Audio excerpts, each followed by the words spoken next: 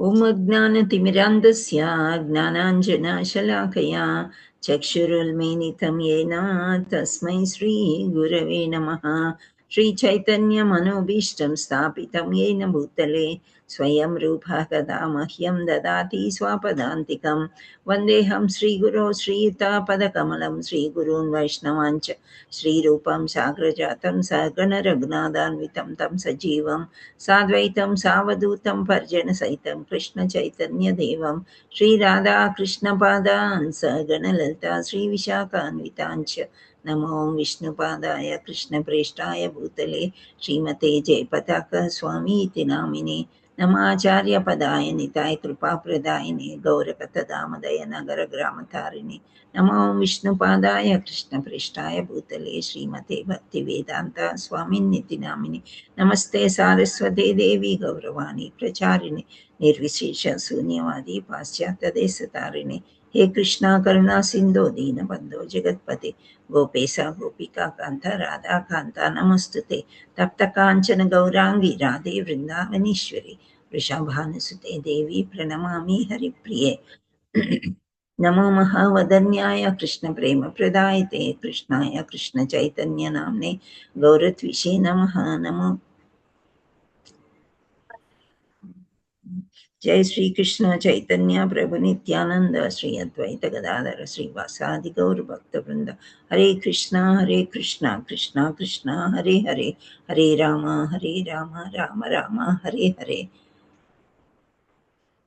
नारायणं नमस्कृत्य नरं चैव नरोत्तमं देवीं सरस्वतीं व्यासं ततो जयमुदीरयेत् नष्टप्रायेषु भद्रेषु नित्यं भागवतसेवे भगवते उत्तमश्लोके भक्तिर्भवति नैष्ठिकी कृष्णाय वासुदेवाय देवकी नन्दनाय च नन्दगोपकुमाराय गोविन्दाय नमः नमः। मुखं करोति वाचालं पङ्गुं लङ्घयते गिरिमेत्कृपातमहं वन्दे श्रीगुरुं देवं परमानन्दमाधवं श्रीचैतन्य ईश्वरं। हरे कृष्ण।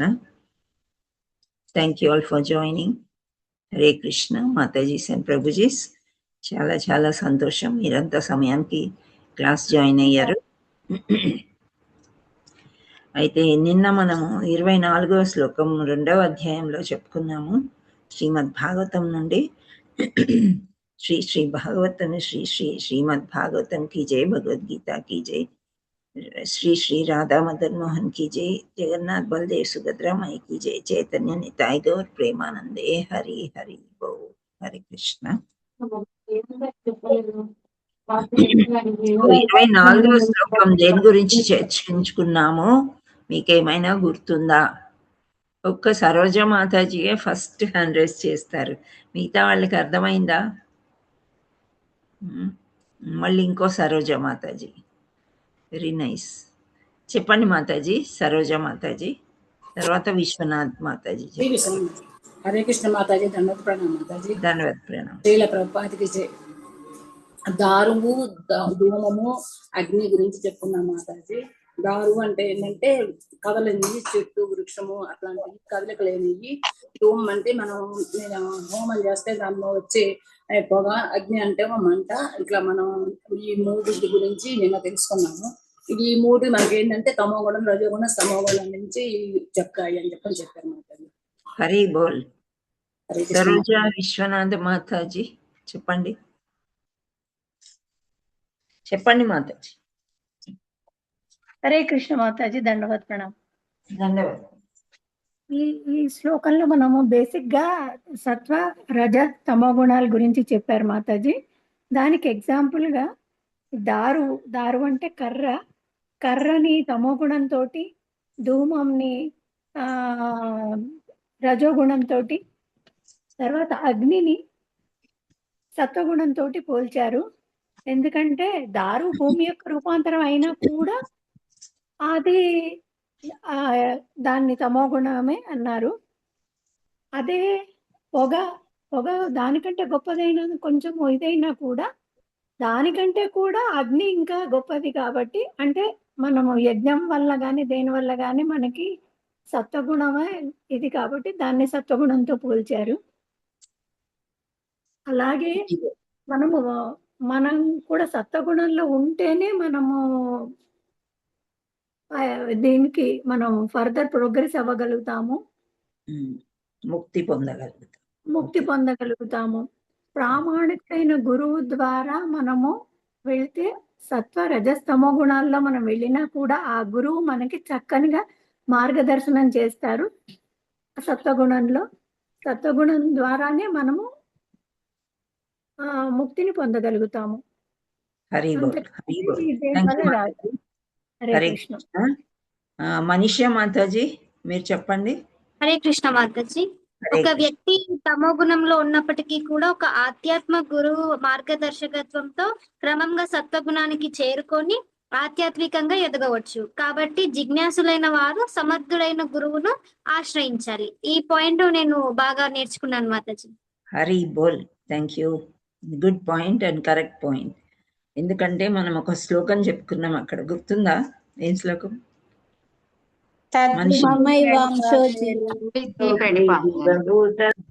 ప్రణిపాతేన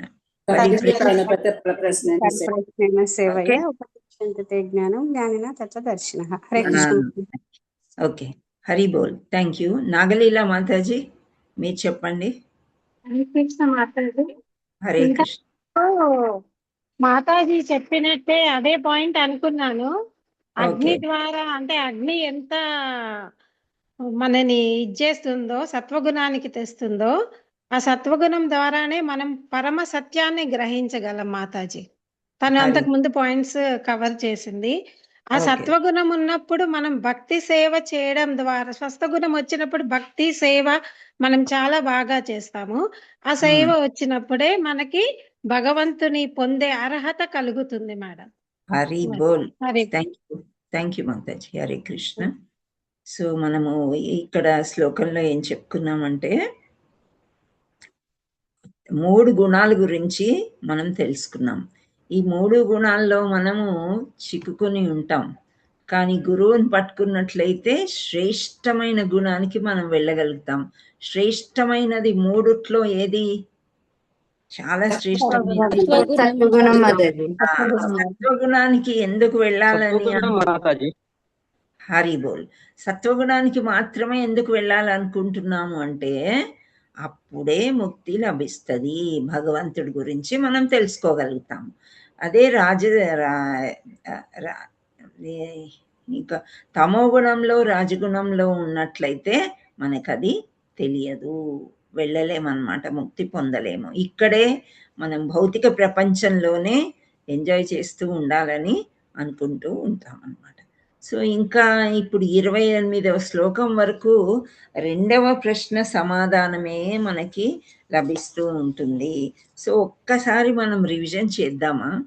ఏంటి అంటే మనకి ఈ ప్రశ్నలు ఏంటి అనేది ఒక్కసారి యాబ్సెంట్ అయిన వాళ్ళ కోసము నేను చెప్తాను, మీరు ఒక్కసారి రివిజన్ చేసుకోండి. ఓకే.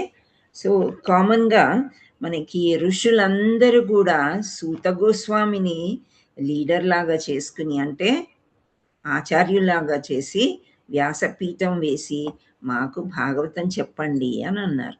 ఎందుకని? సూత గోస్వామి ఎవరి ద్వారా విన్నారు భాగవతాన్ని? సుఖదేవ గోస్వామి ద్వారా విన్నారు. సుఖదేవ గోస్వామి ఎవరికి చెప్పారు భాగవతాన్ని? పరీక్షిత్ మహారాజ్కి చెప్పినప్పుడు ఈయన మొదటి వరుసలో కూర్చొని వ్యాస ముని కూడా ఇతనికి వాల్యూ ఇచ్చారనమాట. అంటే ముందు లైన్లో కూర్చొని అయినా నువ్వు బాగా విను అని చెప్పేసి. సో ఈ సూత గోస్వామి చాలా బాగా విన్నారు, వినయ విధేయతలు కలిగి ఉన్నవారు. కాబట్టి మీరు మాకు చెప్తే మేము మళ్ళీ వింటాము అని చెప్పి నైమిషారణ్యంలో ఎంతమంది ఋషులు? ఒకరా, ఇద్దరా, ముగ్గురా? 80,000 వేలకు లక్షలు, 80 లక్షల మునులు అన్నమాట. వాళ్ళందరూ ఒక దగ్గర చేరి నైమిషారణ్యంలో అడవిలో మాకు చెప్పండి అని అన్నారు. అయితే ఎన్ని సంవత్సరాలు విన్నారు వీళ్ళు? 10 సంవత్సరాలు. 1000 సంవత్సరాలు వాళ్ళు యజ్ఞం తలపెట్టారు. ఎందుకు యజ్ఞాన్ని తలపెట్టారు? అంత పెద్ద యజ్ఞం ఎందుకు తలపెట్టారు? కలియుగ కోసం అన్నమాట. ఎందుకంటే కలియుగ జీవులు చాలా దురదృష్టవంతులు, మందభాగ్యులు, ఆయుష్ తక్కువ ఉంది, ఇవన్నీ చెప్పుకున్నాం కదా. అందువల్ల మన కోసం వాళ్ళు తపస్సులు, యజ్ఞాలు అన్నీ చేసి ఉన్నారనమాట. సో 1000 సంవత్సరాలు యజ్ఞాన్ని తలపెట్టి ఒక పక్క యజ్ఞం జరుగుతుంది, ఒక పక్క భాగవతాన్ని వాళ్ళు వింటున్నారు. విన్నప్పుడు ఈ మొదటి అధ్యాయంలో ఋషులందరూ కలిసి 6 ప్రశ్నలు వేశారు. అవును, ఇలాంటి మందభాగ్యులు కాబట్టి మరి వీళ్ళు కూడా భగవద్ధామానికి వెళ్ళాలి కదా. మనమేదో కొంచెం తెలుసుకున్నాం ఈ ద్వాపర యుగంలో దేవాది దేవుడి గురించి, మరి వాళ్ళకి కూడా మనం దారి చూపించాలి కదా. అందరూ ప్రతి ఒక్క జీవి కూడా మళ్ళీ భగవద్గీతకి చేరవలసిందే అని అంటారు.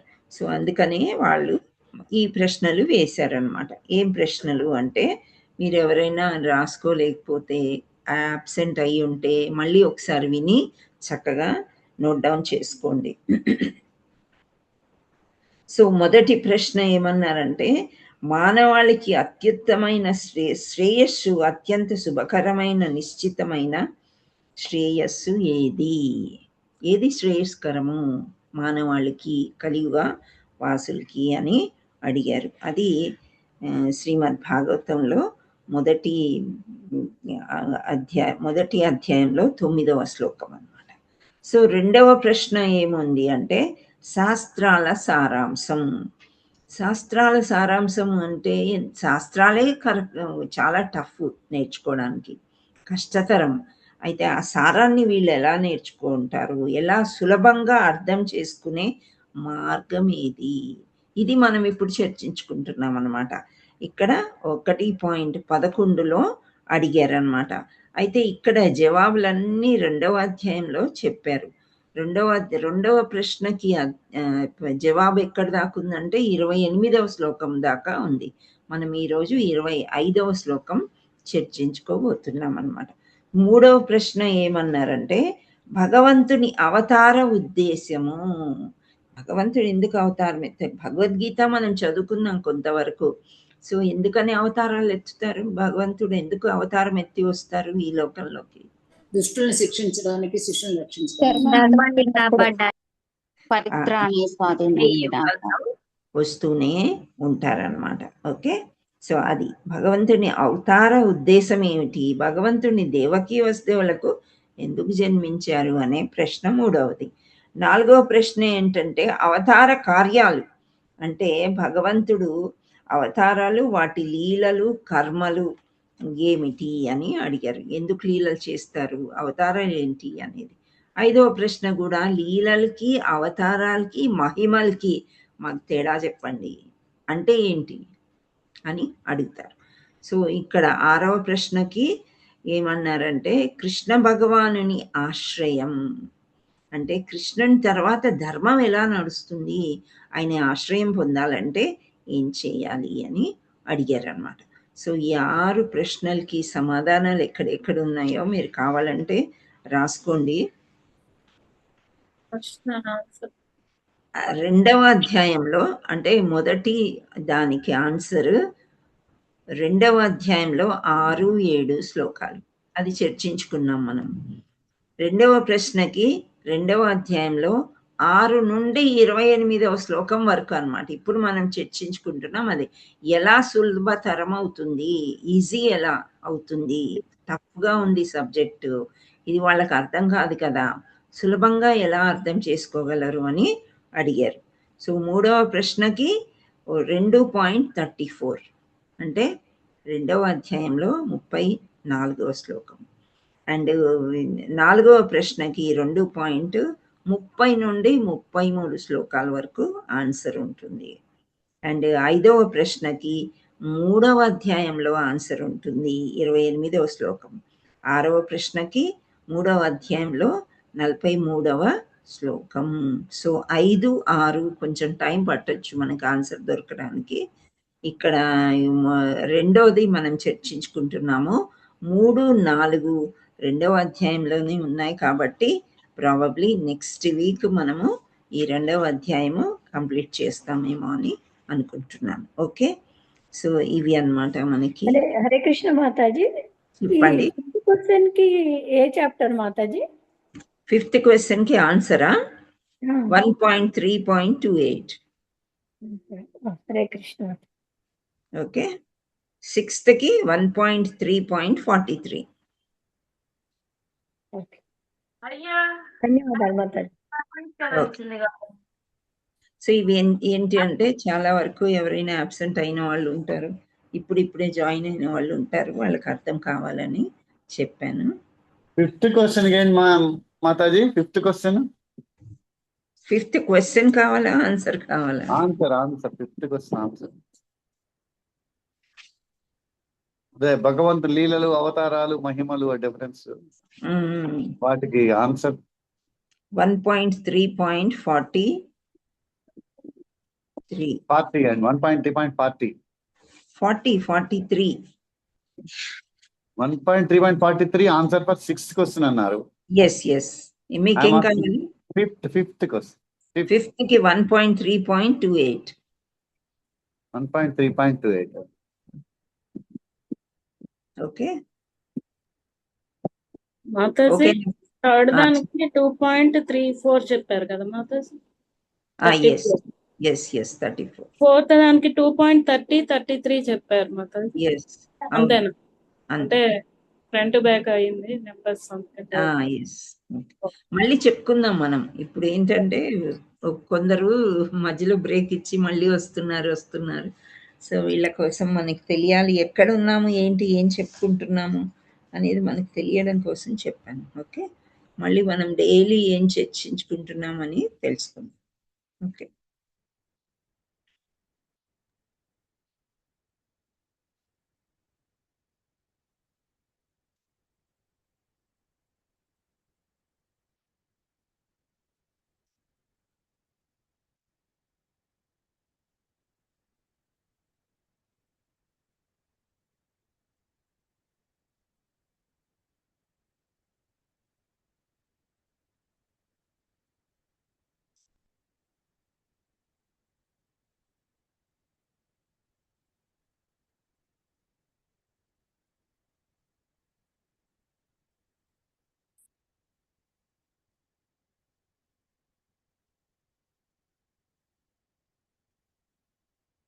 మీకు అందరికి స్క్రీన్ కనిపిస్తుందా?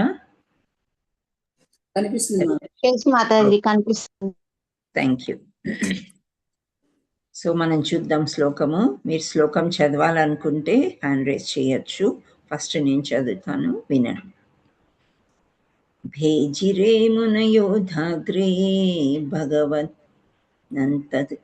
భగవత్ అదోక్షజం సత్వం విశుద్ధం క్షేమయా కల్పంతే ఏను తానిహ. భేజిరే అంటే సేవించిరి. సేవ, మనం పుట్టిందే సేవ చేయటానికి. అది ఎప్పుడు మనం గుర్తుపెట్టుకుంటే ఎటువంటి తప్పులు మనతోని జరగవు. సో ఫస్టే భేజిరే అన్నారు. సో మునయః అంటే మహామునులు, అధః ఆ విధముగా, అగ్రే పూర్వము, భగవంతం అదోక్షజం అంటే అదోక్షుడైన శ్రీకృష్ణుని, సత్వం విశుద్ధం త్రిగుణాలకు పరంగా నుండు, క్షేమయ దివ్య లాభం కొరకు, కల్పంతే యోగ్యత ఏ ఎవరు అనుసరింతురో తాన్ వారికి ఇహ ఈ భౌతిక జగమందు. ఇవి ప్రతిపదార్థాలు అన్నమాట. సో ప్రకృతి త్రిగుణాలకి పరుడైనందునే అదోక్షజుడైన శ్రీకృష్ణుని పూర్వం మహామునులు భక్తియుత సేవలు అర్పించిరి. భౌతిక బంధముల నుండి ముక్తిని పొంది దివ్య లాభాన్ని పొందునుద్దేశముతోనే వారు ఆ దేవదేవుని ఆరాధించిరి. అట్టి ప్రామాణికుల వారు కూడా భౌతిక జగము అర్హులగుచున్నారు. హరే కృష్ణ. మీరు హ్యాండ్ రేస్ చేయడానికి మైక్ ఆన్ చేసే అవసరం లేదు, కొంచెం చూసుకోండి. ఓకే, సో ఇదన్నమాట. అంటే ప్రకృతి త్రిగుణాల గురించి మనం రకరకాల ఎగ్జాంపుల్స్ మనం చెప్పుకున్నాం. సత్వరజ తమో గుణాలు అంటే ఏంటి అనేది. వీటికి అతీతుడుగా ఉండేవారు ఎవరు అంటే అధోక్షజుడు. అధోక్షజుడు అంటే ఎవరు? అది ఒక శ్రీకృష్ణుడు శ్రీకృష్ణుడు అనమాట. సో ఆయన అధోక్షజుడు. ఆయన శ్రీకృష్ణుని పూర్వము మహామునులు అంటే చాలా పూర్వము కొందరు గొప్పవారు ఉన్నారు కదా. సో ఆ మునులందరూ కూడా భక్తియుత సేవలు అర్పించారంట. అది ఎటువంటి సేవ, వాళ్ళని మనం అనుసరించాలి అనేది ఇక్కడ సారాంశం మనకి దొరుకుతుంది. అంటే వాళ్ళందరూ భక్తి చేసి ముక్తిని పొంది దివ్య లాభం పొందారంట. అంటే ముక్తి పొందడం లాభమా నష్టమా? మనం ఇక్కడికి వచ్చిన తర్వాత మనం ఏమనుకుంటాము? ముక్తి పొందాలనే అనుకుంటాం కదా, అవునా? ముక్తి కావాలనే అనిపిస్తుంది. ఏదో ఇక్కడ కాసేపు కూర్చుని వెళ్ళిపోవడం కాదు. ముక్తి లభించాలి, మళ్ళీ జన్మ మృత్యు జరా వ్యాధిలోకి మనం రాకూడదు అని కానీ ఎలా, ఏం చెయ్యాలి? సులభతరం ఎలా అవుతుంది అంటే ఇక్కడ మంచిగా ఈ శ్లోకంలో చెప్తున్నారు. ఎవరు? సూత గోస్వామి చెప్తున్నారు అనమాట అందరు ఋషులకి. మీరు ఇలా బోధించండి, కలియుగ వాసులకి ఈ విధంగా చెప్పండి. ఏంటి అంటే ఎవరినో ఫాలో అవ్వమంటున్నారు. ఎవరిని ఫాలో అవ్వాలి అంటే మంచి వాళ్ళని, అంటే ఎవరైతే ముక్తి పొందారు, ఏం చేసి లాభం పొందారు, ముక్తి పొంది లాభపడ్డారు, అటువంటి వాళ్ళు ప్రామాణికలను అనుసరించి ఈ భౌతిక జగన్ నుండి ముక్తి పొందుటకు అర్హులయ్యారంట. సో దేవదేవాన్ని ఏ ఉద్దేశంతో ఆరాధించారు, వాళ్ళు ఎలా ఆరాధించారు? నవవిధ భక్తి అని మనం తెలుసుకున్నాము, పంచాంగ భక్తి అని మనం తెలుసుకున్నాము. సో ఇవన్నీ వాళ్ళు ఎలా చేశారు, ఎంత భక్తితో చేశారు? పైపైనే చేశారా, లోపల భక్తితో ఆంతరంగిక శక్తి వల్ల చేశారా ఏంటి అనేది తెలుసుకోవడమే మనకి ఈ యొక్క శ్లోకం యొక్క సారాంశం అన్నమాట. సో శారదా ప్రసాద్ మాతాజీ దండవత్ ప్రణామ్ మాతాజీ. శ్లోకం చదువు. బేజిరే మునయోతాగ్రే భగవత్స మదోక్షజం సత్వం విశుద్ధం క్షేమాయ కల్పంతే ఏను తానిహ.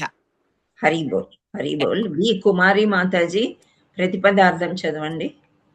కుమారి మాతాజీ. హరే కృష్ణ మాతాజీ. హరే కృష్ణ. అర్థాలండి, మీనింగ్ అండి. ప్రతిపదార్థం మీనింగ్స్.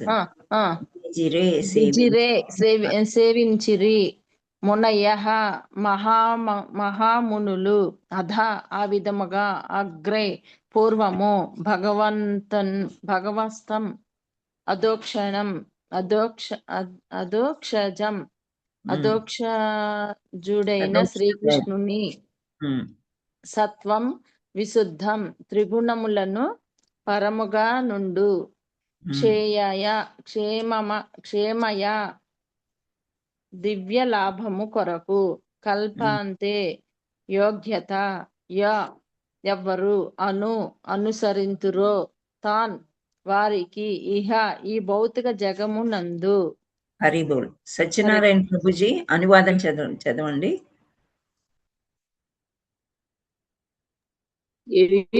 త్రిగుణములు పడుడైన అధ్యక్షుడైన శ్రీకృష్ణ పూర్వం మహానువులు భక్తి సేవతో నడిపించి భౌతిక బంధం నుండి విముక్తి పొంది దివ్య లాభమును పొందు సదుద్దేశంతో వారు ఆ దేవుని ఆరాధించింది. అట్టి ప్రామాణికులకు ననుసరించే వాడు కూడా భౌతిక జము నుండి విముక్తి పొందుటకు అడుగులుచున్నారు. హరిబోల్.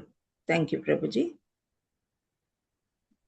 బబితా మాతాజీ మీరు భాష్యం చదవండి. హరే కృష్ణ మాతాజీ. హరే కృష్ణ.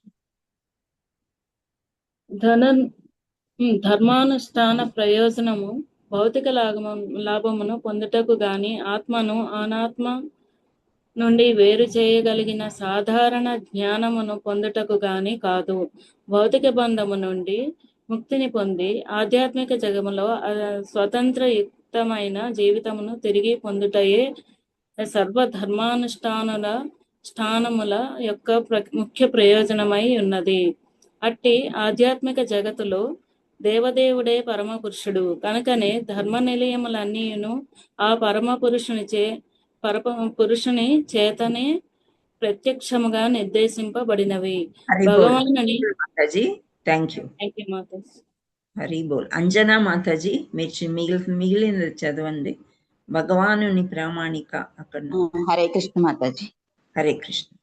భగవానుని ప్రామాణిక ప్రతినిధులైన మహాజనులు తప్ప వేరెవ్వరునూ అట్టి ధర్మ నియమమును ప్రయోజనమును తెలుసుకొనలేరు. ధర్మ ప్రయోజనము నెరిగిన అట్టి మహాజనులు 12 కలరు. వారందరూను దేవదేవుడైన శ్రీకృష్ణునికే భక్తితో సేవ నొనరింతిరి. తమ స్వీయ శ్రేయస్సును వాంఛించువారు ఆ మహాజనుల ననుసరించి దివ్య లాభమును పొందగలెను. హరే కృష్ణ. హరి బోల్. థ్యాంక్ యూ మాతాజీ. ఇంకా కొందరు ఉన్నారు. సుబ్బారావు ప్రభుజీ మీరు శ్లోకం చదవండి. హరే కృష్ణ మాతాజీ. హరే కృష్ణ. భేజిరే మునయోధాగ్రే భగవంతమథోక్షజం సత్వం విశుద్ధం క్షేమాయ కల్పంతే ఏను తానిహ. హరి బోల్. Thank you Prabhuji. పద్మజ మాతాజీ అనువాదం చదవండి. హరే కృష్ణ మాతాజీ. హరే కృష్ణ. ప్రకృతి త్రిగుణములకు పరుడైనందునే అధోక్షజుడైన శ్రీకృష్ణుని పూర్వము మహామునులు భక్తియుత సేవతో అర్పించిరి. భౌతిక బంధముల నుండి ముక్తిని పొంది దివ్య లాభమును పొందు ఉద్దేశ్యముతోనే వారు ఆ దేవదేవుని ఆరాధించిరి. అట్టి ప్రామాణికులను అనుసరించి వారు కూడా భౌతిక జగము నుండి ముక్తిని పొందుటకు అర్హులగుచున్నారు. హరే కృష్ణ. హరి బోల్. కృష్ణకుమారి మాతాజీ భాష్యం చదవండి. హరే కృష్ణ మాతాజీ. హరే కృష్ణ. ధర్మానుష్ఠాన ప్రయోజనములు భౌతిక లాభములు పొందుటకు గాని ఆత్మను అనాత్మ నుండి వేరు చేయగలిగిన సాధారణ జ్ఞానమును పొందుటకు గాని కాదు. భౌతిక బంధము నుండి ముక్తిని పొంది ఆధ్యాత్మిక జగత్తులో స్వతంత్రయుక్తమైన జీవితమును తిరిగి పొందుటయే సర్వధర్మానుష్ఠానముల యొక్క ముఖ్య ప్రయోజనమై ఉన్నది. అట్టి ఆధ్యాత్మిక జగత్తులో దేవదేవుడే పరమ పురుషుడు కనుకనే ధర్మ నియమములన్నీ ఆ పరమ పురుషుని చేతనే ప్రత్యక్షముగా నిర్దేశింపబడినవి. భగవానుని ప్రామాణిక ప్రతినిధులైన మహాజనులు తప్ప వేరెవ్వరును అట్టి ధర్మ నియమముల ప్రయోజనమును తెలుసుకొనలేరు. ధర్మ ప్రయోజనము నెరిగిన అట్టి మహాజనులు 12 కలరు. వారందరూ దేవదేవుడైన శ్రీకృష్ణునికి భక్తియుత సేవ నొనరింతురు. తమ స్వీయ శ్రేయస్సును వాంఛించిన వారు ఆ మహాజనులను అనుసరించి దివ్య లాభమును పొందవరు. హరే కృష్ణ మాతాజీ. Hare Krishna. Thank you so much మాతాజీ అండ్ ప్రభుజీ. చాలా చక్కగా చదివారు మీరందరూ.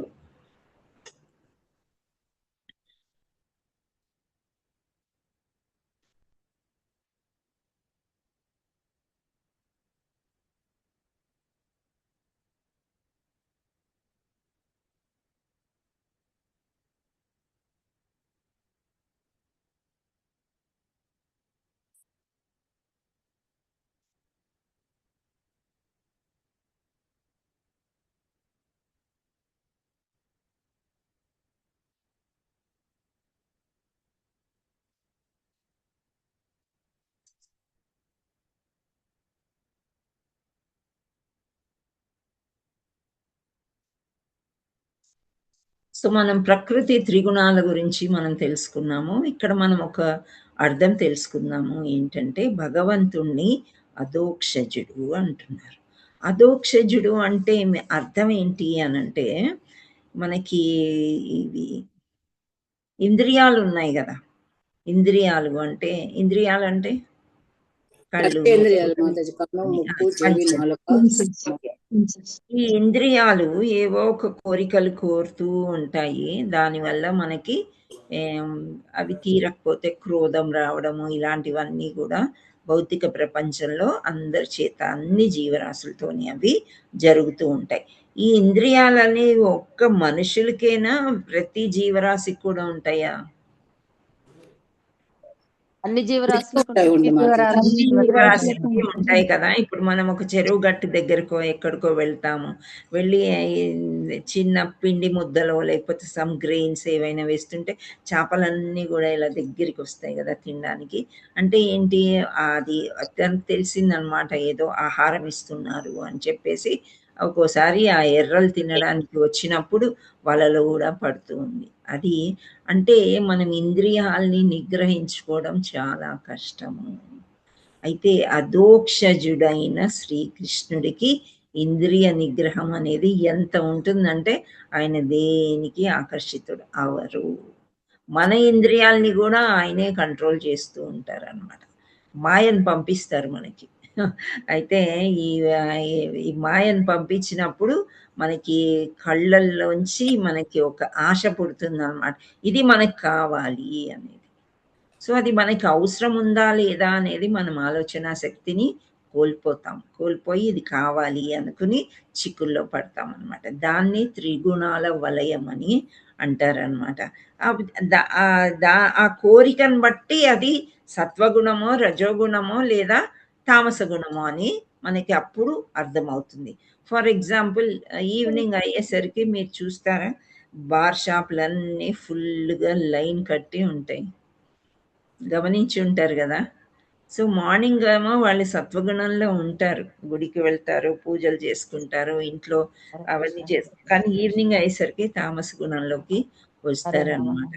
సో ఇలా ఎలా వాళ్ళు చేయగలుగుతున్నారు అని అంటే ఈ ఇంద్రియాల వల్లనే జరుగుతూ ఉంటుందన్నమాట. సో అక్కడ మనం కంట్రోల్ చేసుకోవాలంటే ఏం చెయ్యాలి, మనం చెప్పండి.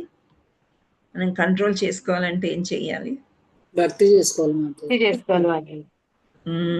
భక్తి చేసుకోవాలన్నమాట. భక్తిలో ఉంటే మంచిగా కంట్రోల్డ్గా ఉంటాం మనము. లేదు అంటే అన్కంట్రోల్ అనమాట. సరే ఏదైనా చేసుకోవచ్చు అన్నట్టు ఉంటుంది అనమాట.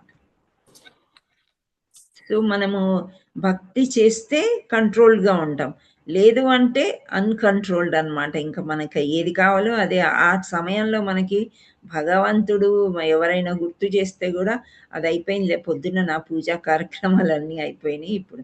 సో అలా కళ్ళ గురించి నాలిక లాగేస్తుందని కొందరు ఆ గుణాల్లో పడిపోతుంటారు. కానీ అదోక్షజుడు అయిన శ్రీకృష్ణుడు అంటే ఏంటంటే ఇక్కడ అతను ఎటువంటి త్రిగుణాలకి అతీతం అన్నమాట. త్రిగుణాలకి అతీతం. మనం భగవంతుడిని చేరుకోవాలంటే భగవంతుడి యొక్క లక్షణాలు మనకి రావాలి. ఎన్ని లక్షణాలు ఉన్నాయి భగవంతుడికి, శ్రీకృష్ణుడికి? 64 మంచి లక్షణాలు మనం తెలుసుకున్నాం.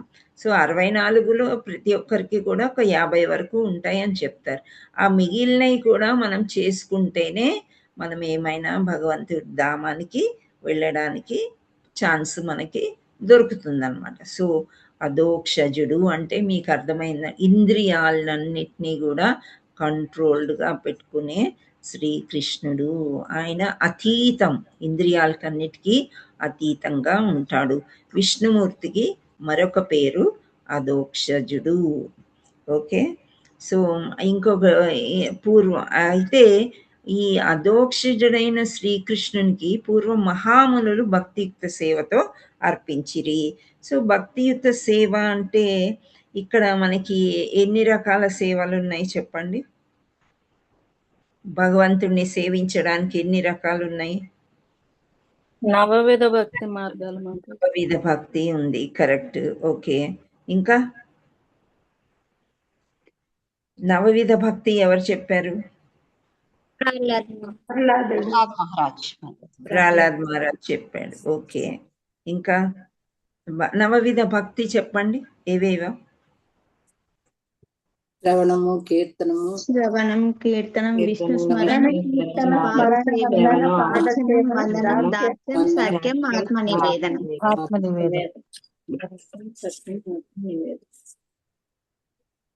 ఓకే. సో ఇలా ఈ నవవిధ భక్తి చేసుకొని వాళ్ళని అనుసరించండి అని అన్నాడు. అనుసరించడానికి అనుకరించడానికి తేడా తెలుస్తుందా మీకు? చెప్పగలరా ఎవరైనా? అనుకరించడం అంటే ఫాలో అవ్వడము, అనుకరించడం అంటే ఇమిటేట్ చేయడం. Very good. హరి బోల్. ఇమిటేట్ చేయం. మనం భగవంతుడిలాగా ఇమిటేట్ చేయొచ్చా? చెయ్యగలమా? చేయలేం మాతాజీ. లాగా ఇమిటేట్ చేయడము అనేది వాళ్ళని ఫాలో అవ్వాలి, కానీ ఇమిటేట్ చేయడానికి మనము ప్రయత్నం అనేది చేయకూడదు. కానీ ఇక్కడ ఇక్కడ మనం ఏమని చదువుకున్నాము? ఇంద్రియ నిగ్రహ అధోక్షజుడైన శ్రీకృష్ణ. అధోక్షజుడు అంటే ఇక్కడ మనకి మీనింగ్ చాలా క్లియర్గా ఏమని ఇస్తున్నారంటే ఇంద్రియాలకు అతీతుడు అని చెప్తున్నారు. సో అధోక్షజుడు అంటే విష్ణుమూర్తికి వాసుదేవ, సంకర్షణ, నారాయణ, గోవింద, అధోక్షజ అనే పేర్లు మనకున్నాయి అని చెప్తున్నారు. సో ఇంకోటి వీళ్ళని ఆరాధించాలి. మునులందరూ కూడా ఆరాధించి ముక్తి కోసం వాళ్ళు వెళ్ళారంట. ఎక్కడికి? భగవంతుడి దగ్గరికి. సో అర్జునుడు కూడా భగవద్గీతలో చెప్తాడు శ్రీకృష్ణుడు.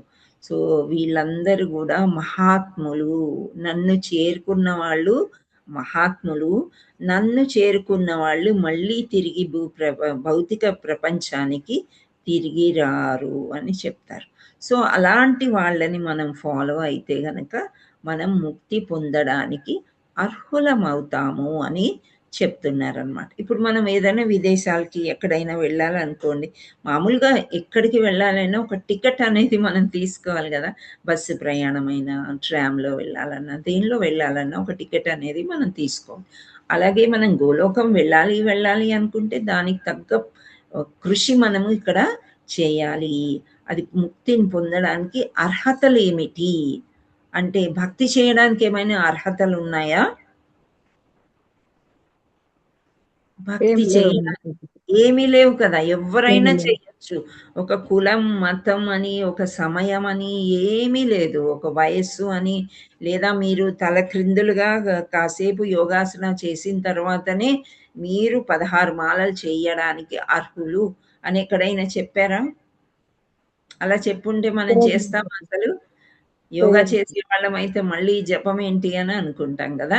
సో అలాంటిది ఏమీ లేదు.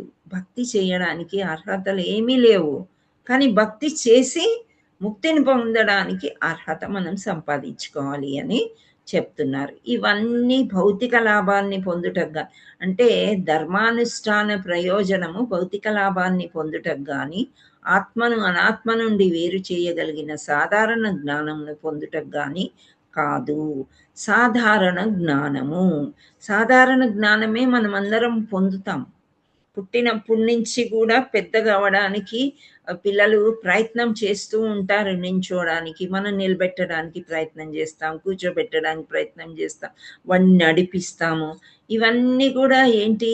వాడు పెద్ద అవ్వాలి, స్కూల్కి వెళ్ళాలి, చదువుకోవాలి, మంచి ఉద్యోగం చేయాలి, మంచిగా సంపాదించాలి. ఈ భౌతిక లాభాల కోసమే జ్ఞానం అంతా కూడా సంపాదించుకుంటున్నాం. మనం ఏంటి ఇప్పుడు ఇంజనీరింగ్ కానీ, డాక్టర్ కానీ, ఐఐటి కానీ, పైలట్ కోర్స్ కానీ, ఎనీ హెవీ కోర్స్ భౌతిక ప్రపంచంలో దేనికోసం చేస్తున్నారు? ఇవన్నీ కూడా భౌతిక లాభాల కోసమే మనం చేస్తున్నాం. ఒక ఉద్యోగం సంపాదించుకోవాలి, దాంట్లో మనం కొంత జీతభత్యం వస్తుంది, మనం మంచిగా గడుపుకోవచ్చు. అంటే ఇప్పుడు 4 ఉన్నారు ఇంట్లో, ఆ 4కి సరిపోయేంత వస్తుంది. మనం సరుకులు తెచ్చుకోవడానికి, ఇంటికి రెంట్ కట్టుకోవడానికి, వస్త్రాలు కొనుక్కోవడానికి. అంతటితో ఊరుకుంటామా? ఇంకా ఎక్కువ కావాలనుకుంటామా? హరే కృష్ణ. మిగుల్చుకోవాలి అని ప్రతి ఒక్కరు ఆశిస్తారు. కొంత మిగుల్చుకోవాలి, ఏ సమయంలో ఏ అవసరం వస్తుందో మనకు తెలియదు అనుకొని దానిలోనే దొర్లుకుంటూ మనము ఉంటామన్నమాట. అది భౌతిక లాభం పొందడానికే కానీ ఈ యొక్క జ్ఞానము సాధారణ జ్ఞానం అని అంటారు. కానీ ఈ భౌతిక బంధాల నుండి ముక్తి పొందాలంటే ఆధ్యాత్మిక జగంలో స్వతంత్రమైన జీవితాన్ని తిరిగి పొందు. ఇక్కడ స్వతంత్రమైన జీవితం అంటున్నారు ఆధ్యాత్మిక లోకంలో. ఇక్కడ మనం స్వతంత్రంగా లేమా? క్వశ్చన్ చెప్పండి. స్వతంత్రంగా ఉన్నామా లేమా? Very good. మనం బద్ధజీవులం, కండిషన్ సోల్స్ అన్నమాట. అంటే మనకి మన చెయ్యి ఇలా చాపామనుకోండి, కొంతవరకే వెళ్తుంది. ఇంకా మనం ఇంకేదో అందుకోవాలంటే అందుకోలేము కదా. కండిషన్ ఇక్కడ వరకే, ఇంతే అని మనకి ఒక కండిషన్స్ ఉన్నాయి అన్నమాట. సో అలా బద్ధ జీవులకి కానీ ఆ లోకానికి వెళ్ళినట్లయితే మనకి స్వతంత్రం అన్నమాట. మనకి చక్కగా ఒక ఆధ్యాత్మిక శరీరం వస్తుంది. ఆ తర్వాత మనం స్వతంత్రంగా ఎంత ఇక్కడ మనం ఉన్నామనుకోండి, ఫస్ట్ ఇనిషియేషన్, ఆ తర్వాత సెకండ్ ఇనిషియేషన్ అయితేనే భగవంతుడి దగ్గరికి వెళ్ళి మనము టచ్ చేసి అంటే అక్కడ సేవ చేసుకునేది ఒక భాగ్యం అనేది కలుగుతుంది. కానీ ఆ స్టేజ్కి వెళ్ళాలంటే కూడా అంత సులభతరం కాదు. కానీ అక్కడ ముక్తి పొందామనుకోండి ఏమవుతుంది, ఆధ్యాత్మిక జగంలో స్వతంత్రత. మనం ఎంత హాయిగా భగవంతుడికి ఎంత సేవ చేసుకోవాలన్నా చేసుకోవచ్చు. ఆకలి దప్పికలు ఉండవు. అయ్యో కరెంటు పోయింది ఇప్పుడు ఎలా, అలాంటి చింతలు ఉండవు. అండ్ వ్యాధులు ఉండవు. ముసలి వాళ్ళం అవ్వము. ఎప్పటికీ అలాగే అందంగా ఉంటాము. అండ్ ఆ దివ్య లోకంలో ఉండే ఆనందాలు, దివ్య లోకంలో ఉండే ఆ పుష్పాలు కానీ, ఆ సుగంధాలు కానీ, ఆ అమృతం కానీ, ఇవన్నీ తలుచుకుంటుంటే అసలు ఏంటంటే అవి అంత స్వతంత్రంగా మనకి ఏది కావాలంటే అది చెయ్యొచ్చు అనమాట. మనం అక్కడికి వెళ్ళినట్లయితే వైకుంఠానికి, కృష్ణుడితో ఫ్రెండ్షిప్ చాలా అవసరము. అంటే అటువంటి భక్తి, ప్రేమ. మనం ఎందుకు ఇంత ముక్తి పొందాలనుకుంటున్నాము? కృష్ణుని యొక్క ప్రేమ పొందడానికి మనము అది కష్టపడుతున్నాం అనమాట, భక్తి చేస్తూ ఉన్నాం. సో అతి ఆధ్యాత్మిక జగత్తులో దేవదేవుడే పరమ పురుషుడు. కనుకనే ధర్మ నియమాలన్నీ ఆ పరమ పురుషుని చేతనే ప్రత్యక్షంగా నిర్దేశించబడినవి. దేవాది దేవుడే పరమ పురుషుడు, ఆయనే అందరికంటే హైయెస్ట్. సో ఆయన వల్లనే ఈ నియమాలన్నీ కూడా చేయబడినవి. సో ఇలా ఈ ధర్మ నియమాలన్నీ ఆ పరమ పురుషుని చేతనే ప్రత్యక్షంగా నిర్దేశించబడినవి కాబట్టే భగవద్గీతలో ఆయన్ని చేరుకోవడానికి పద్ధతులన్నీ అర్జునుడిని మాధ్యమంగా చేసుకొని మనకు చెప్పారనమాట. ఓకే, కానీ మనం భగవద్గీత చదవడమే ఒక బద్ధకం మనకి. అది చదివి దాని ప్రకారమే మనం వెళ్ళామనుకోండి, ఇటు విద్యుత్ ధర్మాన్ని నిర్వర్తించవచ్చు, అటు భక్తి కూడా సాగుతుంది అన్నమాట. సో అలా ఆ భగవానుని ప్రామాణిక ప్రతినిధులైన మహాజనులు, ఇప్పుడు దాకా నేను మహాత్ములు అని చెప్పాను, వాళ్ళే మహాజనులు. ఈ మహాజనులు ఎవరు అంటే 12 ఉన్నారని చెప్తున్నారంట. సో ఆ 12 మంది ఎవరు అనేది ఇప్పుడు నేను చెప్తాను. మీకు ఎవరికైనా ఇంట్రెస్ట్ ఉంటే మీరు రాసుకోవచ్చు. సో ఇక్కడ మనకి ఈ 12 వాళ్ళ గురించి ఏం చెప్పారు అంటే, ఫస్ట్ ఈ మహాజనుల్లో ఒక శ్లోకం ఉంది. ఆ శ్లోకం 3వ అధ్యాయంలో అంటే 6వ క్యాంటో 3వ అధ్యాయము 20 నుండి 21 వరకు చెప్పారనమాట. ఫస్ట్ స్వయంభూర్ నారదః శంభుః కుమారః కపిలో మునః మానుః, అంటే కపిలో మానుః అంటే మను, ప్రహ్లాదో జానకో భీష్మో బలిర్ వయస్సాఖిర్ వయం అనే శ్లోకంలో ఈ విధంగా వర్ణిస్తున్నారు. స్వయంభూర్ అంటే బ్రహ్మ. బ్రహ్మ ఎవరు అంటే సృష్టికర్త. మరి సృష్టికర్త కృష్ణుడు అనుకున్నాం కదా, మనం విష్ణుమూర్తి అనుకున్నాం కదా. దీనికి ఏం చెప్తారు మీరు? క్వశ్చన్ మీరు వేయాలి, నేను వేసాను. బ్రహ్మ సృష్టికర్త అని చెప్తున్నాము. ఎందుకు? ఒకరొకరికి ఒక్కొక్క పని అప్పగించారు మాతాజీ ఆయన. విష్ణుమూర్తే సృష్టికర్త. సో విష్ణుమూర్తి 3 పురుషావతారాలు ఎప్పుడు గుర్తుపెట్టుకోవాలి. ఏంటవి? గర్భోదకశాయి,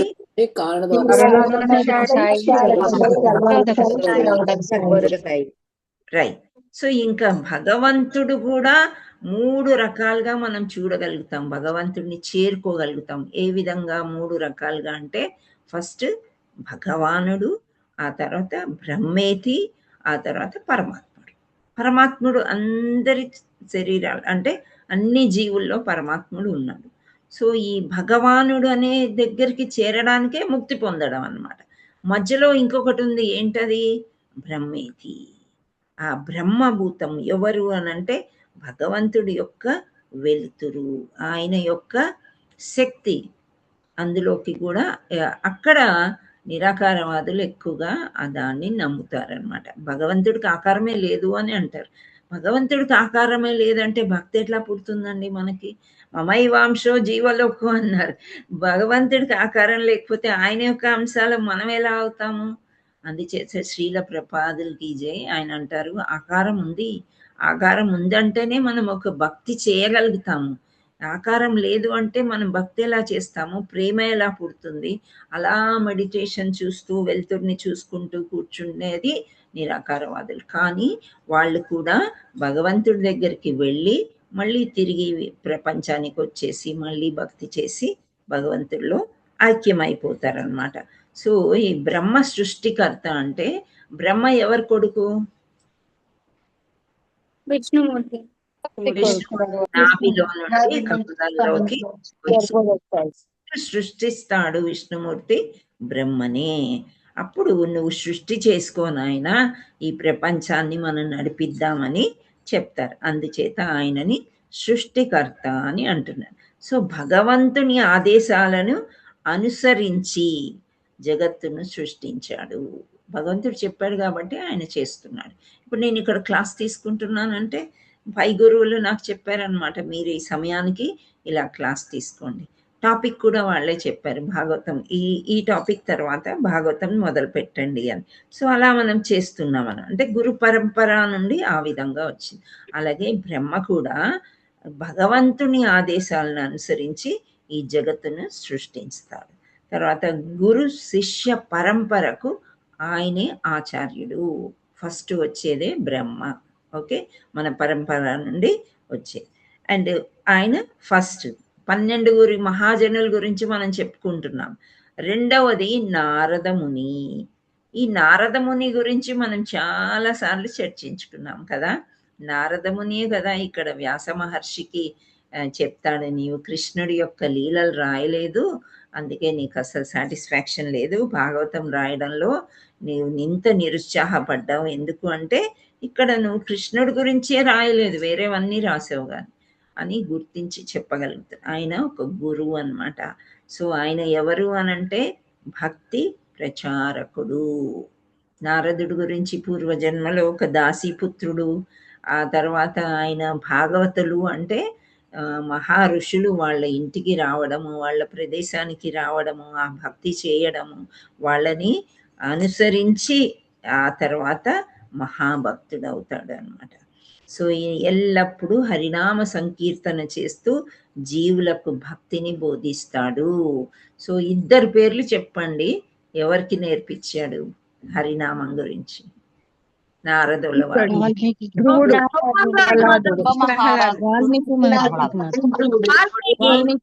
వాల్మీకి, ప్రహ్లాదుడు. ఓకే, మనము వీళ్ళ గురించి తెలుసుకున్నాం. ప్రహ్లాదుడికి కయదు మహారాణి ఆమె గర్భంతో ఉన్నప్పుడే హిరణ్యకశిపుడు తపస్సుకి వెళ్ళిపోతాడు కదా.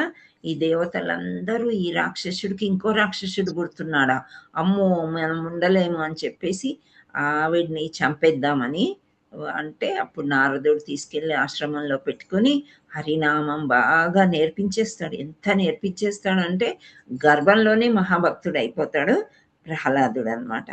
సో అలా ప్రహ్లాదుడు అండ్ ధ్రువ మహారాజ్ కూడా చాలా చిన్న వయసులోనే ఆయన దేనికోసము భౌతిక ప్రపంచంలో కావలసిన ఆస్థానం సింహాసనం కోసం తపస్సుకి వెళ్ళేటప్పుడు నారదుల వారు ఆయనకి గైడ్ చేస్తారనమాట. సో ఆయన మార్గదర్శి అయ్యి ఓం భగవతే వాసుదేవాయ నమః అనేది నేర్పించి ఆ మహామంత్రం చెయ్యి నాయన, నువ్వు నేను చెప్తే ఇంటికి వెళ్ళిపో, నీకు చక్కగా మీ నాన్నగారు చెప్తాను రాజ్యం ఇస్తారు, వద్దు నువ్వు చిన్న పిల్లవాడివి తపస్సు చేయలేవు అంటే లేదు, నువ్వు తపస్సుకి మార్గాన్ని నాకు చూపిస్తే చూపించు, లేకపోతే నాకు ఇంకా వేరే విషయాలు ఏం చెప్పకు అని అంటారు.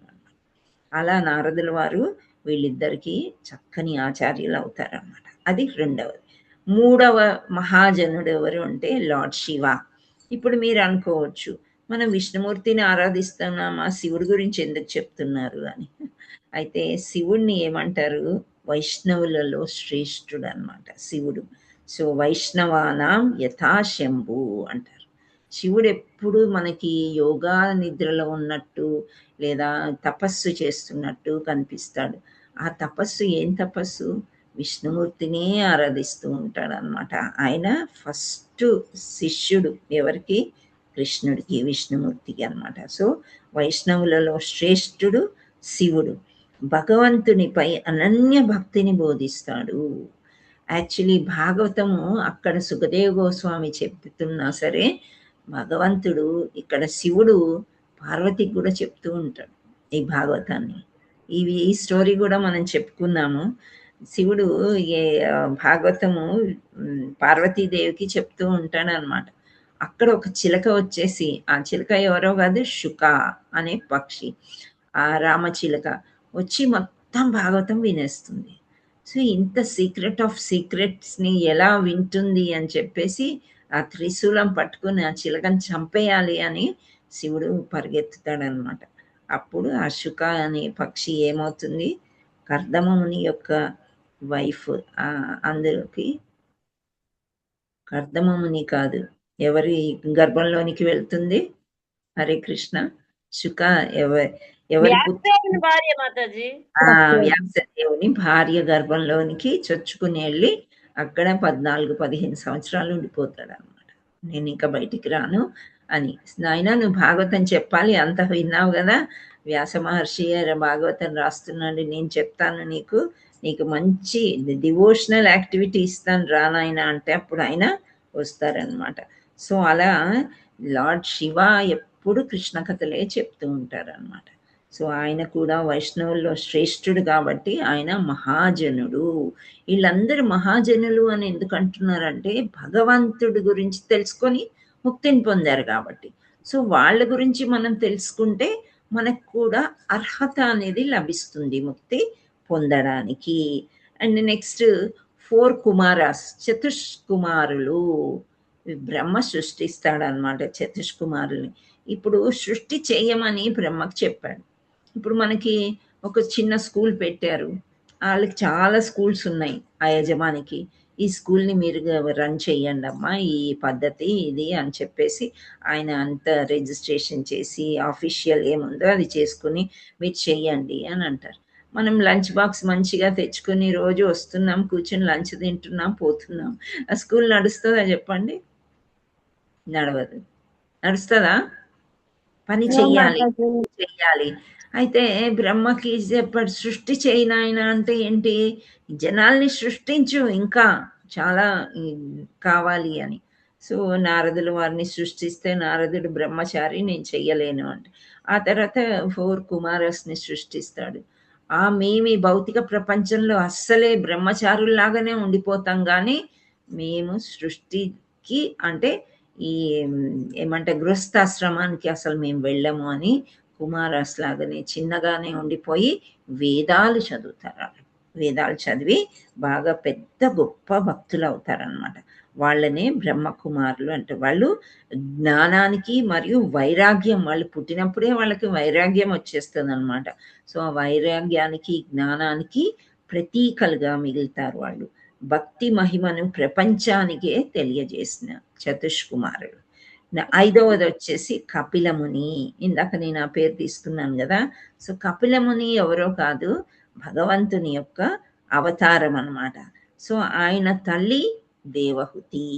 సో దేవహుతికి కర్దమమునితోని పెళ్ళి జరుగుతుంది. పెళ్ళి జరిగిన తర్వాత కర్దమముని ముందే చెప్తారు, నేను కొన్ని రోజులే ఉండగలుగుతాను నీతోని, ఆ తర్వాత నేను మళ్ళీ ఋషి తపస్సు చేసుకోవడానికి వెళ్ళిపోతాను అంటే, వాళ్ళ నాన్నగారు ఎవరో కాదు, దేవహుతి నాన్నగారు మను మహారాజు ఋషికిచ్చే పెళ్లి చేయాలని చేస్తాడు. ఆమె మంచి అందగత్త, ఎంతో సేవ చేస్తుంది భర్తకి. చేసిన తర్వాత ఈయన అడవులకి వెళ్ళి తపస్సు చేసుకుంటాను అంటే, మరి నన్ను సంతోష పెట్టడానికి మీరు నన్ను పెళ్లి చేసుకోలేదా అని అడిగి ఆమె కోరికని వెళ్ళబుచ్చుతుంది అనమాట. అప్పుడు ఆమె ఎప్పుడైతే సేవ చేసి జుట్టు జడలు కట్టేసి అందవిహీనం అయిపోతుందో, మళ్ళీ ఆమె అందామంతా వెనక్కి తిరిగి వచ్చి ఇచ్చి కర్దమముని మంచి ఒక పడవ, పెద్ద పెద్ద షిప్ అన్నమాట. అది అన్ని లోకాలు అందులో ఉండే అంత షిప్పు తయారు చేసి చక్కగా ముల్లోకాలు తిప్పుతూ ఎంతో సంతోషపెడతాడంట భార్యని. ఆ తర్వాత ఆయనకి ఇంకా సమయం వచ్చేస్తుంది. ఆ పిల్లలు పుడతారు, ఆడపిల్లలు ఉంటారు. తర్వాత లాస్ట్‌కి మీరు అలా అడవులు వెళ్ళిపోతే నాకొక పుత్రుడు కూడా లేకపోతే నేను ఎలా బ్రతకాలి అని ఆవిడ అడుగుతుంది. అప్పుడు ఈ కపిల మహారాజు ఎవరో కాదు, భగవంతుడే మళ్ళీ ఈమె గర్భంలోకి జనించి వచ్చి ఆ తర్వాత అతడు కర్దమముని అడవులకి వెళ్ళిపోయిన తర్వాత, ఆశ్రమాలకి వెళ్ళిపోయిన తర్వాత కొడుకు ద్వారా ఆమె మొత్తం భాగవతం వింటుందని. భాగవతం అంటే భగవత్ తత్వాన్ని నేర్చుకుంటుంది అనమాట. ఎన్నో ప్రశ్నలు అడుగుతుంది. ఆయన అంతా చెప్పి తల్లికి చాలా అంటే భగవంతుడి గురించి తెలుసుకున్న తర్వాత ఆయన వెళ్ళిపోతాడు అనమాట. ఆయన కూడా వెళ్ళిపోతాడు. మళ్ళీ వెళ్ళిపోయినాక అప్పుడు దేవహూతికి అర్థమవుతుంది ఏంటి అనేది. సో భక్తి యోగాన్ని ఆయన చాలా బాగా బోధిస్తాడనమాట. ఇది 2వ క్యాంటోలో ఉంటుందండి మా శ్రీమద్ భాగవతంలో. చాలా బాగుంటుంది. కర్దమముని అండ్ దేవహూతి గురించి తెలుసుకోవడము, తర్వాత కపిలముని ఏమేం బోధనలు చేశారు, ఇవన్నీ మనం ముందు తెలుసుకుందాం. ఓకే. సో 5వది వచ్చేసి స్వయంభు మను. సో మనుష్యులందరూ కూడా మను నుండే వచ్చారు అని చెప్తూ ఉంటారు. సో మనువులు మన్వంతరాలు మారుతూ ఉండే కొద్దీ స్వయంభు మనువు ఫస్ట్ మనువు అంటే మానవ సమాజానికి ధర్మ నియమాలను స్థాపించాడు. ఆయనే ఆదర్శ గృహస్థ భక్తుడు. ఇలా మనకి బ్రహ్మకుమారి ఒప్పుకోలేదు, నారదుడు ఒప్పుకోలేదు గృహస్థాశ్రమాలకి. ఆ తర్వాత ప్రజాపతుల్ని సృష్టిస్తాడనమాట. ఎవరు? బ్రహ్మ. ఆ ప్రజాపతుల ద్వారా సృష్టి అనేది కొనసాగుతూ ఉంటుంది. అలా మను వస్తాడు. నెక్స్ట్ ప్రహ్లాద్ మహారాజ్. ప్రహ్లాద్ మహారాజ్ గురించి అయితే మనకు బాగా తెలుసు కదా, చాలాసార్లు మనం ఆయన బాల్యంలోనే మహాభక్తుడయ్యాడు. ఎందుకు? గర్భంలోనే అన్ని నేర్చేసుకున్నాడు. తల్లి గర్భంలో ఉన్నప్పుడే అన్ని తెలుసుకుంటాడు. కాబట్టి అన్ని విపత్తుల్లోనూ భగవంతుని స్తుతి, భగవంతునిపై విశ్వాసం ఆయన కోల్పోలేదు. ఇప్పుడు మనం స్టవ్ దగ్గర ఏదైనా చిన్న వంట చేస్తున్నాం, ఏదో అప్పుడప్పుడు చెయ్యి కాలుతుంది కదా, చెయ్యి కాలుతుంది. ఇంకేదో ఒక్కోసారి తాలింపులు వేస్తుంటే తుళ్ళి మన మొహం మీద చేతుల మీద పడుతూ ఉంటుంది. అప్పుడు మనకి చాలా మంట పుడుతుంది కదా. పుడుతుందా? పుట్టదా? అవును మాతాజీ. కదా, మండుతుంది. అంటే అది కాల్తే ఎలా ఉంటుంది అని మనం అనుభవిస్తాం. కానీ ప్రహ్లాద్ మహారాజుని నిప్పుల్లో తోసేస్తారు, ఏనుగులతో తొక్కిస్తారు, లోయల్లోంచి పడేస్తారు. ఆయన దేహాన్ని అసలు పట్టించుకోలేదు. ఓం వాసుదేవాయ నమ, హరి హరి హరి కృష్ణ నామాన్ని వదలలేదన్నమాట. వదలకపోతే ఆయన దేహానికి ఏమవుతుందో ఆయనకు తెలియదు. ఏమీ అవదు దేహానికి, అంత భక్తుడు అనమాట. సో అంత అన్ని విపత్తుల్లో నుండి కూడా ఆయనని, అయితే తండ్రి హిరణ్యకశిపుడు చాలా బాధపడతాడు. ఇంత చిన్న పిల్లవాడని కూడా చూడకుండా బాధపెడితే నరసింహస్వామి ప్రత్యక్షమైన తర్వాత ప్రహ్లాదుడు నరసింహస్వామిని ఏమడుగుతాడు? నీకేం కావాలి నాయనా అంటే ఏమడుగుతాడు? తండ్రికి మోక్షం రక్షించమంటాడు మాతాజీ. ఈ పాపాల నుండి, తండ్రిని క్షమించమంటాడు, రక్షించమని అన్నాడు. పాపాల నుండి పాపాలను. నా తండ్రి ఎన్ని తప్పులు చేశాడు, ఎంత అంటే నీ నామాన్ని కాదన్నాడు, ఆయన నామమే ఉచ్చరించమన్నాడు. సో ఈ తప్పులన్నిటినీ క్షమించి నా తండ్రి చేసిన తప్పుల ద్వారా అంటే ఆయనని క్షమించి ముక్తిని పొందేటట్లు చెయ్యమని ఆయన కోరుకుంటాడు అనమాట. అయితే ఇప్పుడు మామూలుగా మనం భౌతిక ప్రపంచంలో ఎవరైనా మనని బాగా కష్టపెట్టారనుకోండి, వాళ్ళ కష్టాలు వస్తే మనకి సంతోషమా, విచారమా? సంతోషం మాతాజీ.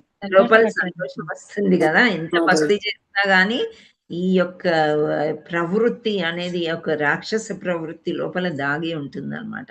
మనని ఇంత కష్టపెడతావా, నీకు దేవుడు చూపిస్తాడు అని అంటారు చూసారా. అలా నిజంగా వాళ్ళకి కష్టాలు వచ్చాయి అనుకోండి, అప్పుడు నన్ను ఎలా కష్టపెట్టావు అనేది మనం కొంత అంతో గుర్తుంటుంది. కానీ ప్రహ్లాదుడు అలా కాదనమాట. అందుకే మహాజన్ అర్థం చేసుకోండి, మహాజనులు అంటే ఎవరు అనేది. వాళ్ళకి రివెంజ్, ప్రతీకారము ఇట్లాంటివి ఏమీ ఉండవన్నమాట. ఓన్లీ తత్వమే ఉంటుంది. మళ్ళీ వాళ్ళొక్కరే వెళ్ళిపోరు, అందరినీ భగవంతుడి దగ్గరికి తీసుకెళ్ళాలి, అందరికీ ముక్తి కావాలి, అందరూ సుఖపడాలి. ఎక్కడ? ఆధ్యాత్మిక లోకంలో. ఇక్కడ భౌతిక సుఖాలు వద్దు అని అందుచేత ప్రహ్లాదుడు మహాజనుడు అయ్యాడనమాట. ఓకే, సో నెక్స్ట్ వచ్చేసరికి కింగ్ జనక అంటున్నారు. అంటే జనక మహారాజు. జనక మహారాజు ఎవరు? తండ్రి. అయితే సీతమ్మ వారు దున్నుతుంటే పొలంలో దొరుకుతారు కదా, ఆవిడ పెంచుకుంటారు జనక మహారాజు, పెళ్లి చేస్తారు. ఇంకా ఆయన ఎలా అంటే రాజు అయినప్పటికీ కూడా ఋషి, ఋషి జనక మహారాజు అనమాట. అంటే ఆయనకి రాజుగానే ఉంటూ ఆత్మజ్ఞానంలో స్థితుడయ్యాడనమాట. అంటే ఆయన కర్మయోగానికి ఆదర్శం. కర్మయోగం అంటే ఏంటి? మన పనులు, ఇప్పుడు మనకి ఈయనని ఆదర్శంలాగా మనం తీసుకోవచ్చు. మన పని మనం చేసుకుంటూ కూడా భక్తి చేయడం. ఏముంది, వంట చేస్తూ చేస్తూ సినిమా పాటల కంటే బెటర్ మహామంత్రం చెప్పుకోండి. వంటలు కూడా బాగా కుదురుతాయి, మనకు కూడా మహామంత్రం నోట్లో తాండవం ఆడుతూ ఉంటుంది నాలుక మీద అనమాట. సో ఆయన ఈ కర్మ చేస్తూనే రాజు అయినప్పటికీ కూడా ప్రజలు విలవిలలాడితే చూడలేకపోయే అంతటి మహారాజు. అయితే ఈయన ఎట్లాంటి రాజు అంటే ఆయనకి 4 ఆడపిల్లలే కదా, మీకు తెలుసా? ఆడపిల్లలే. ఈ 4 ఎవరిని వివాహం చేసుకుంటారు? శ్రీరాముని తమ్ముళ్ళను. శ్రీరాముడు, లక్ష్మణుడు, సో ఈ 4 ఇలా వివాహం చేసుకుంటారు. ఆ తర్వాత చివరికి ఏమవుతుంది, సీతాదేవిని అడవుల పాలు చేస్తాడు రాముడు కదా. సో అడవులకి వెళ్ళిపోయిన తర్వాత అందరూ రాముడిని నిందిస్తూనే ఉంటారు కదా. సరే, కైకేయి చేసింది, మందర చేసింది, కానీ రాముడు కూడా ఇలా చేయడం ఏంటి? వదిలేస్తాడు కదా, నిండు గర్భవతిని అడవిలో వదిలేస్తాడు, అరణ్యంలో. అప్పుడు అందరు, కానీ జనక మహారాజు వస్తాడండి, వచ్చి అసలు కళ్ళలో నీళ్ళు వస్తాయి మనకి. ఏమంటాడంటే, అసలు నీవు ఎలా ఉండగలుగుతావు సీతను వదిలేసి? అందరు సీతన్ మీద జాలి చూపిస్తున్నారు, కానీ నీ గురించి ఎవరు ఆలోచించట్లేదు. నీవు సీతమ్మ తల్లి ఎలాంటిది అంటే, ఒక్కసారి పెళ్ళి అయి ఇక్కడికి వచ్చిన తర్వాత ఒక్కరోజు కూడా పంపించాడు రాముడు అమ్మవారింటికి, తల్లిగారింటికి. మనం ఎవరమైనా అలా ఉండగలుగుతామా? ఎప్పుడైనా విజిట్ చేస్తాం కదా, కానీ నేను ఉండలేను అని చెప్తాడంట రాముడు. అందుచేత ఆమె ఎప్పుడు వెళ్ళలేదు అసలు. అలాంటిది నిండు గర్భవతిని అరణ్యానికి పంపించేసినప్పుడు జనక మహారాజు వచ్చి రాముణ్ణి పరామర్శిస్తాడంట. ఏమి అంటే, నువ్వు ఎలా ఉండగలుగుతావు రామా, నీ గురించే నా చింత అని అంటాడంట. అయితే ఎప్పుడైతే వీళ్ళు 4 కూడా చివరికి సరయూ నదిలో వెళ్ళిపోతారు కదా, వెళ్ళిపోయినప్పుడు అసలు ఎంత బాధ పిల్లలకి. అంటే అఫ్కోర్స్ సీతమ్మ తల్లి వెళ్ళిపోతుంది, భూగర్భంలో చేరిపోతుంది, కానీ మిగతా కూతుర్లు ఉన్నారు కదా. కానీ ఎటువంటి ఆయనకి చలనం అనే ఎంత స్థిత ప్రజ్ఞుడు అంటే జనక మహారాజు. ఆయన దగ్గర నుండి, అంటే గృహస్థాశ్రమంలో ఉండి కూడా అంత భక్తి అన్నమాట. భగవంత తత్వం అనేది నేర్చుకుంటే కర్మయోగం చేస్తూ కూడా మనము భక్తి యోగము స్పష్టంగా మంచిగా చేసుకుని ఒక చిన్న అర్హత మనము ముక్తి కోసము సంపాదించుకోవచ్చు. అలా జనక మహారాజు కూడా మహాజనుడు. తర్వాత భీష్మ గురించి అయితే మనకు తెలుసు. భీష్మ పితామహ, మహాభారతంలో మహావీరుడు ఆయన. అర్జునుడు కంటే కూడా వీరుడు. ఎంతో వేల మంది అర్జునులు కలిస్తే ఒక్క భీష్ముడు అని చెప్తూ ఉంటారు. ఆయన జీవితాంతం ధర్మాన్నే పాటించాడు. భీష్మ ప్రతిజ్ఞ చేశాడు కదా, నేను పెళ్లి చేసుకొని అని చెప్పేసి తండ్రి కోసం త్యాగం చేశాడు ఆయన. చివరి క్షణాల్లో ఆయన కృష్ణుడు నా ఎదురుగానే ఉండాలి, కృష్ణుడు ఎదుటనే నా ప్రాణం పోవాలి అని ఆయన అనుకున్నాడు. భగవంతుడినే స్మరించాడు కాబట్టి ఆయన మహాజనుడు. ఆ తర్వాత లాస్ట్ ఏం కాదు, 10వది బలి మహారాజ్. బలి మహారాజ్ కూడా ఒక రాక్షసుడు కదా. ఆయన ఏం చేశాడు, దాన ధర్మాలు చాలా చేశాడు, కానీ దేవతల్ని కూడా జయించాడు అనమాట. మొత్తం ముల్లోకాలు జయించి చేతిలో పెట్టుకున్నప్పుడు ఎవరొచ్చారు బలి మహారాజ్ దగ్గరికి? ఎవరొస్తారు? సో వామనుడు వచ్చిన తర్వాత అప్పుడు చిన్న పిల్లవాడు కదా, ఏముందిలే ఏదో చిన్న పిడికెడ అటుకులో పొరమరాలు అడుగుతాడు అనుకుంటే 3 అడుగులు ఇవ్వమంటే, చిన్ని పాదాలు ఎన్ని అడుగులు తీసుకుంటావో తీసుకోనైనా అంటే, ఆఖరికి ఏమవుతుంది, 1 అడుగు మొత్తం ప్రపంచాన్ని, 1 అడుగు ఆకాశానికి వేసాడు. 3 అడుగు నేను ఎక్కడ పెట్టాలి అంటే ఆత్మ నివేదన చేసుకున్నాడు. భక్తిలో ఆత్మ నివేదనకి ఉదాహరణ బలి మహారాజ్ అన్నమాట. సో ఆయన సమస్తాన్ని భగవంతుడికి సమర్పించిన మహాభక్తుడు. వామనకు తన రాజ్యాన్ని అర్పించాడు, మొత్తమే ఇచ్చేశాడు కాబట్టి ఆయన మహాజనుడు. ఆ తర్వాత శుకదేవ్ గోస్వామి శ్రీమద్ భాగవతం యొక్క వక్త. సో మనం ఇక్కడ కూర్చుని భాగవతం చెప్పుకుంటున్నాం, మన ఇంట్లో మనం కూర్చుని హాయిగా చర్చించుకుంటున్నాము అంటే, అక్కడ ఫస్ట్ మనకి భాగవతాన్ని ఇచ్చింది ఎవరు అని అంటే శుకదేవ గోస్వామి మహారాజా పరీక్షిత్కి భాగవతాన్ని బోధించారనమాట. అండ్ యమరాజు, మీరు అనుకోవచ్చు యమధర్మరాజు ప్రాణాలు తీసుకుని వెళ్తాడు, ఆయన మహాజనుడు ఎలా అయ్యాడు అని చెప్పేసి అంటే, ధర్మానికి నిలయం యమధర్మరాజు అనమాట. ధర్మాధిపతి. ధర్మంగా నువ్వు ఉన్నప్పుడు నువ్వు అసలు యముడి దగ్గరికి వెళ్ళే అవసరమే లేదు. ధర్మాన్ని తప్పినప్పుడే ఆయన ఎటువంటి పనిష్మెంట్ ఎవరికి ఇవ్వాలో అనేది తెలుస్తుంది. ఆయన ధర్మాధిపతి. ఆయన యొక్క పుత్రుడు ఎవరు? ధర్మరాజు ఆయన యొక్క పుత్రుడు ఎవరు? యుధిష్ఠిరుడు. ఓకే, అందుకే ఆయనని ధర్మరాజు అని అంటారు. భక్తి తత్వాన్ని సరిగ్గా అర్థం చేసుకున్న మహాజనులలో ఒకరు ధర్మరాజు. సో మహాజనుల సందేశం ఏంటంటే, ఈ 12 మంది మహాజనులు భక్తి, జ్ఞానం, వైరాగ్యం, శరణాగతి వంటి వివిధ ఆధ్యాత్మిక గుణాలకు తమ జీవితాల ద్వారా బోధించారు. వారి బోధనలను అనుసరించడం ద్వారా భగవంతుని ప్రేమను పొందవచ్చు. సో వీళ్ళందరినీ మనం అనుసరించాలి అని చెప్తున్నారు. యమధర్మరాజు ఎలా ధర్మాన్ని పాటిస్తాడు అంటే, మనకి 9వ క్యాంటోలోనే అజామిలుడు కథ వస్తుందండి. అజామిలుడు గురించి కూడా మనం చాలాసార్లు చర్చించుకున్నాము. అజామిల ఏంటి, నారాయణ నారాయణ అనుకుని ఆయన దేహాన్ని వదిలేస్తాడు. నారాయణ అని ఎవరిని పిలిచాడు అజామిల? వాళ్ళ కొడుకు చిన్న పిల్లవాడిని ఎప్పుడు చాలా గారభంగా చూసుకునేవాడు. ఆయనకు అప్పుడు 80 సంవత్సరాలు దాటినాయి, 83 సంవత్సరాల వయసులో.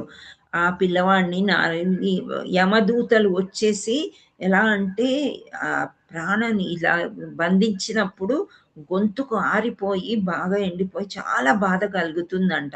ఎన్నో వేల సంఖ్యలో తేళ్ళు జర్రులు కుట్టిన ఫీలింగ్ వచ్చి చాలా బాధపడతారంట. అలాంటి బాధలో ఆయన నారాయణ నారాయణ నారాయణ అన్నాడు. ఈ యమకింకరులకి భయం వేసింది. నారాయణ అనగానే ఎవరు వచ్చేసారు? విష్ణుదూతలు వచ్చేసారు. విష్ణుదూతలు వచ్చేసి, మీకు పని లేదు, ఆయన నారాయణ అన్నాడు కాబట్టి నారాయణుడు మమ్మల్ని పంపించారు, మీరందరు పక్కకు జరగండి, ఆయన్ని మేము వైకుంఠానికి తీసుకెళ్ళాలి అని అన్నాడు. అప్పుడు ఈ యమదూతలకి అర్థం కాదనమాట. బికాస్ విష్ణుదూతలే డామినేటింగ్, వాళ్ళ ముందు వీళ్ళు గెలవలేరు. ఆ తర్వాత కొంచెం సంభాషణ అనేది జరుగుతుంది వాళ్ళ మధ్యలో. జరిగిన తర్వాత అంత్యకాలే నారాయణ, అంత్యకాలంలో నారాయణ అన్నాడు కాబట్టి ఆయన యమధర్మరాజు దగ్గరికి రాలేడు. మీరు వెళ్ళి మీ యమధర్మరాజుని మీరు అడగండి ధర్మం ఏంటి అని. అప్పుడు యమధర్మరాజు చాలా సంభాషిస్తాడనమాట. సంభాషించి చెప్తాడు భక్తి అనేది ఏంటి, భగవన్ తత్వం అంటే ఏంటి, నారాయణ అంటే ఎవరు, భగవంతుణ్ణి తలిచినంతనే ఏమి జరుగుతుంది అని మొత్తం వాళ్ళందరికీ దూతలకి బాగా ఎక్స్ప్లెయిన్ చేసి ధర్మపాలన ఎలా ఉంటుంది అనేది ఆయన చెప్తాడనమాట. అందుచేత ఆయన కూడా మహాజనులలో ఒకడు. ధర్మాన్ని పాటిస్తూనే ఆయన పనిష్మెంట్ అనేది ఇస్తాడు. అంటే ఇక్కడ విష్ణుమూర్తి ఆయనకు ఆ డ్యూటీ కేటాయించారనమాట. అందువల్ల కానీ యమధర్మరాజు అంటే ఒకలాంటి భయం అనేది మనకి వేస్తుంది. కానీ ఆయన మంచి మహాజనుల్లో ఒకరు. సో ఇప్పుడు 12 మహాజనుల గురించి మనము తెలుసుకున్నాం. ఈ 12 మహాజనులందరూ కూడా ఏంటి అంటే వీళ్ళు ధర్మ ప్రయోజనం గురించి తెలుసుకున్నారు. అంటే వీళ్ళు గుహ్య జ్ఞానాన్ని తెలుసుకున్నారు. భగవద్గీతలో గుహ్య జ్ఞానం ఏ చాప్టర్లో వచ్చింది, మనకి ఏ అధ్యాయంలో వచ్చింది అంటే 9లో వచ్చింది. దాన్ని ఏమన్నారు? కింగ్ ఆఫ్ ద నాలెడ్జ్, రాజ విద్య. అక్కడ శ్లోకము మీరు గుర్తు తెచ్చుకోండి. రాజ విద్య రాజగుహ్యం పవిత్రం ఇదం ఉత్తమం. సో రాజ విద్య ఇది కింగ్ ఆఫ్ నాలెడ్జ్, అండ్ రాజగుహ్యం సీక్రెట్ ఆఫ్ సీక్రెట్స్. కృష్ణుడు చెప్తున్నాడు అర్జునుడికి, పవిత్రం చాలా పవిత్రమైనది, ఉత్తమమైనది, ప్రత్యక్షావగమం అంటే ప్రత్యక్షంగా ఎంతో మంది అనుభవించారు. ఎవరు? ఈ మహాజనులు. ఓకే, సో సుసుఖం కర్తుం అవ్యయం, చాలా సుఖంగా ఉంటుంది. తర్వాత ఇది తెలుసుకున్న వాళ్ళకు ఎంతో సుఖాన్ని పొందుతారు. అర్జున నీవు కూడా తెలుసుకో, ఈ మహాజనుల్ని నీవు ఫాలో అవ్వమని, అంటే వాళ్ళని అనుసరించమని చెప్తూ ఉన్నాడు అన్నమాట శ్రీకృష్ణ పరమాత్ముడు. సో ఈ మహాజనులు తప్ప వేరెవ్వరూ అట్ని ధర్మ నియమాలని ప్రయోజనం తెలుసుకోలేరు. మహాజనులకి తెలిసినంత మనకి తెలియదు అని చెప్తున్నారు. సో ధర్మ ప్రయోజనం ఎరిగిన అట్టి మహాజనులు 12. ఈ 12 మనం తెలుసుకున్నాం. వారందరూ దేవదేవుడైన శ్రీకృష్ణుడికే భక్తియుక్త సేవను నరింతురు. తమ స్వీయ శ్రేయస్సును వాంఛించువారు ఆ మహాజనులను అనుసరించి దివ్య లాభాన్ని పొందుతారు. ఇప్పుడు మనం ఒక చిన్న బిజినెస్ చేయాలంటే డిగ్రీ తర్వాత ఎంబీఏ చేస్తారు. ఎంబీఏలో మార్కెటింగ్ అని, తర్వాత హెచ్ఆర్ అని 2 రకాలుగా ఉంటాయి. సో హెచ్ఆర్ అంటే మళ్ళీ ఉద్యోగం చేయడం, ఒక లీడర్షిప్. మార్కెటింగ్ అంటే మంచి బిజినెస్ చేసుకోవడం. అలా అర్హత మనకి ముక్తికి పొందాలంటే మహాజనుల్ని ఫాలో అవ్వాలన్నమాట. ఓకే, నేను భౌతిక ప్రపంచంలో ఉదాహరణలు ఎందుకు ఇస్తాను అంటే అంత చేసి కూడా మనకి ఏం లాభం లేదు అక్కడ. కానీ ఇది కొంచెమే. సుసుఖం కర్తుం అవ్యయం, ఎంత సుఖమైన పనిని మనం చేయలేకపోతున్నామంటే చాలా విచారకరము. అదే మందభాగ్యులము. అందుకే మనం ఏమన్నారు, బద్ధ జీవులు, కండిషన్ సోల్స్. ఈ బద్ధ జీవితాన్ని ఇలా ఉంచి గృహస్థాశ్రమంలో ఉండి జనక మహారాజ్ని, ప్రహ్లాద్ మహారాజ్ని, ధర్మరాజుని, ఇంతమందిని మనం తీసుకుని, అంటే యమధర్మరాజుని, వీళ్ళందరినీ ఉదాహరణలుగా మనం పెట్టుకుని మనము వాళ్ళని అనుసరించడానికి ప్రయత్నం చేద్దాం.